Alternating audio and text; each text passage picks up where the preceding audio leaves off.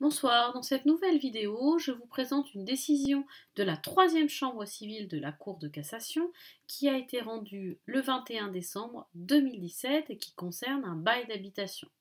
Dans cette affaire, un couple avait signé un contrat de bail avec une société centrale immobilière des mutuelles agricoles pour une durée de 6 ans le 23 janvier 2001.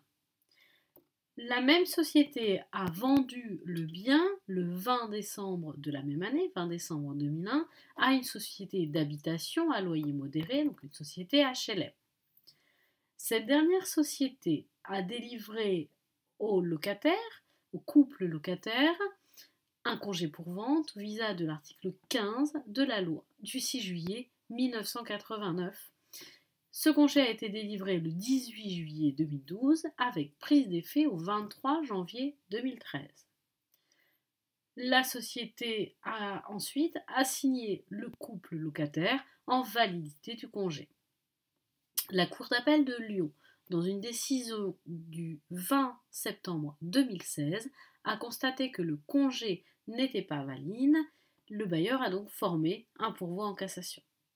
La question qui était posée à la Cour était de savoir si l'article 15 de la loi du 6 juillet 1989 était applicable au contrat conclu avec le bailleur qui était en l'espèce une société HLM.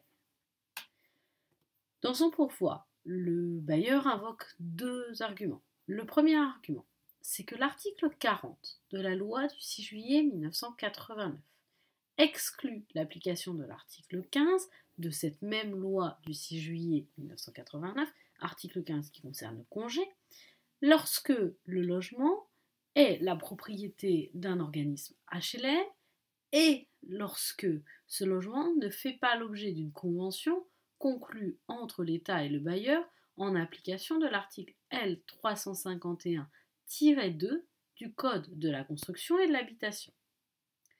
La Cour d'appel avait constaté que le logement ne faisait pas l'objet d'une convention entre l'État et le bailleur et, selon le pourvoi, elle aurait dû en conclure qu'il fallait appliquer l'article 15. Le deuxième argument qui est donné concerne deux points, l'interdiction des contrats perpétuels et la possibilité de donner congé en application de l'article 1736 du Code civil. Cet article dit, je cite, si le bail a été fait sans écrit, l'une des parties ne pourra donner congé à l'autre qu'en observant les délais fixés par l'usage des lieux. Sur ces deux points, la Cour de cassation répond tout d'abord, concernant l'article 40 qui vise l'inapplicabilité de l'article 15, qu'il n'y avait pas de convention entre l'État et le bailleur et que le logement appartenait effectivement à une société HLM. Ceci ayant été noté, l'article 15 devait être exclu et le congé donné en vertu de cet article n'était donc pas valide. Le deuxième point, c'est l'article 1736 du Code civil. La Cour de cassation répond qu'il s'agit d'un moyen nouveau, mêlé de faits et de droit, et donc elle rejette également ce moyen. Donc dans cette affaire, la Cour de cassation rend un arrêt de rejet. Le congé qui avait été donné n'est donc pas valide.